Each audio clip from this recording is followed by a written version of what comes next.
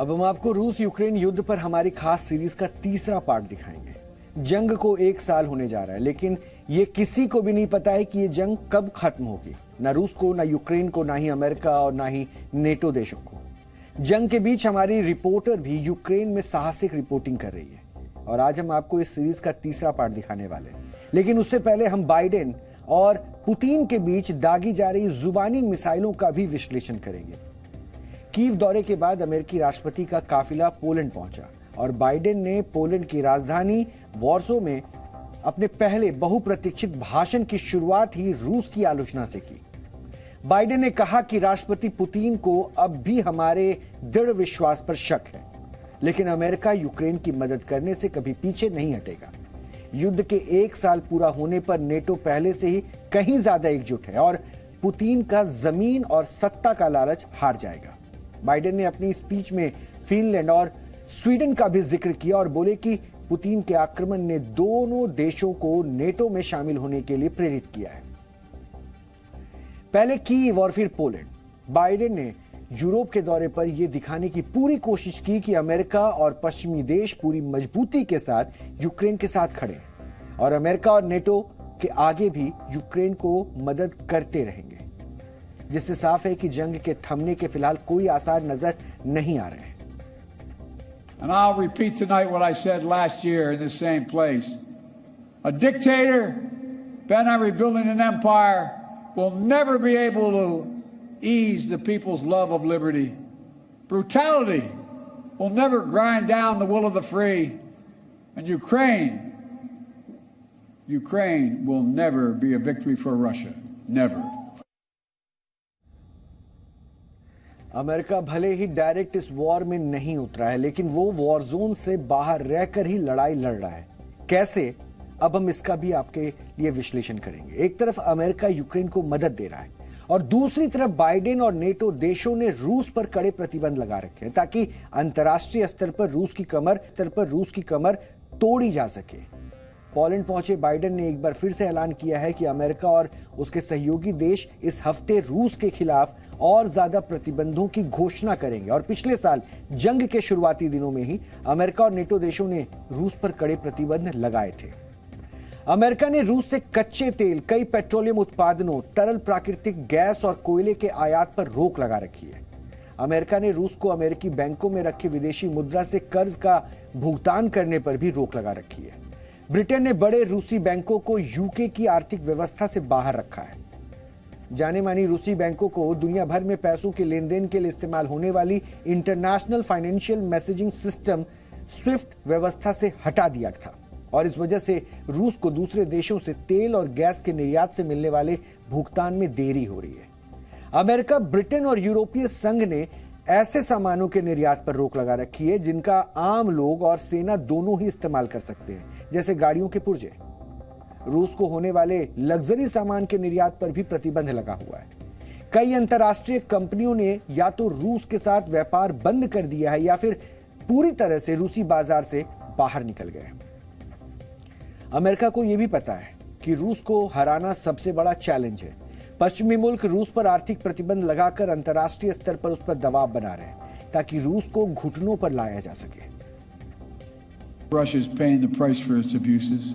We continue to maintain the largest sanction regime ever imposed in any country in history.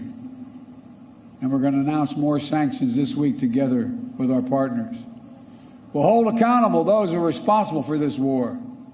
And we'll seek justice for the war crimes and crimes against humanity continuing to be committed by the Russians. ऐसा लग रहा है जैसे रूस और Ukraine की जंग अंतहीन हो गई है। वॉर जोन में सिर्फ 2 देश ही नहीं लड़ रहे हैं, बल्कि कई देश इनडायरेक्ट तौर पर इसमें शामिल हैं।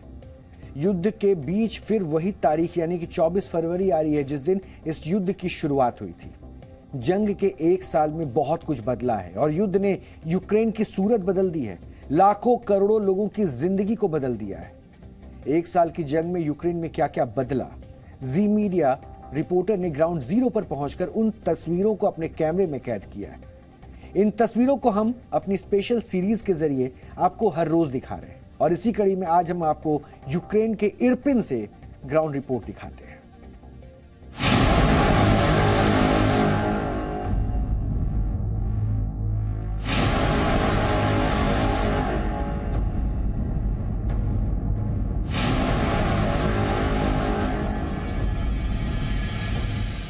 यूक्रेन का इरपिन सुनसान है।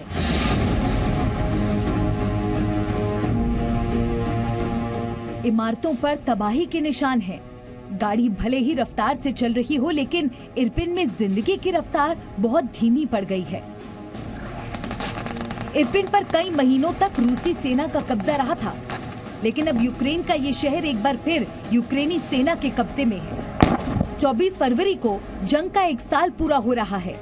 जंग के 1 साल होने से ठीक पहले Zee media reporter Shivangi Thakur Ukraine के इरपिन पहुंची, वहां की तबाही को कैमरे में कैद करने। इरपिन भले ही रूस के चंगुल से छूट गया हो, लेकिन एक अजीब सा डर अब भी यहाँ के लोगों के चेहरों पर है।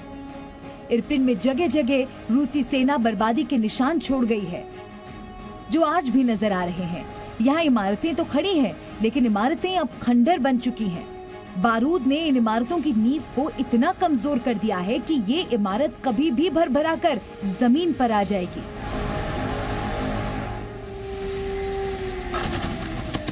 नौ महीने पहले भी हमारी टीम इरपिन पहुंची थी। उस वक्त इरपिन पर बारूद का साया था। यूक्रेन के शहर पर मिसाइल और रॉकेट अटैक हो रहे थे। रूसी सेना ने इरपिन के बड़े बड़े ब्रिज और सड़कों को ध्वस्त कर दिया था।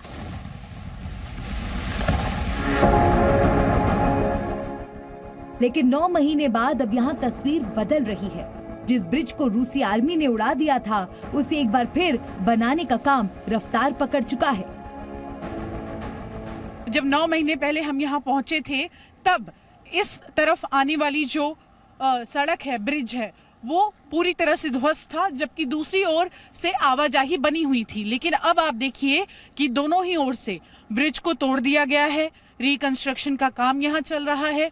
रूस की सेना ने इरपिन पर लंबे समय तक अपना कब्जा जमा कर रखा था और इरपिन के तमाम इलाकों में बर्बरता की तस्वीरें देखने को मिली थी। लगातार यहाँ से हमने आपको ग्राउंड रिपोर्ट दिखाया था, लेकिन अब तस्वीरें बदल रही हैं, लोग लौट रहे हैं। आप उस तरफ देखिए कि कई गाड़ियों की आवाजाही यहाँ पर आपको दिखाई दे रही है, क्योंकि अब धीरे धीरे 1 साल होने के बाद लोग अपने घरों को लौटने लगे हैं। और इरपिन, जो कि रूस की कब्जे में लंबे समय से था, वहां पर भी अब लोग वापस आने लगे हैं। यूक्रेन की सेना ने बहुत पहले ही इस इलाके को रूस के कब्जे से छुड़ाया था। तो 9 महीने पहले जो तस्वीरें हमने यहाँ पर देखी थी, अब तस्वीरें बदली है। जो ब्रिज आधा टूटा हुआ था, उसको पूरी तरह से तोड़ के फिर से बनाने की जद्दोजहद यहाँ पर जारी है।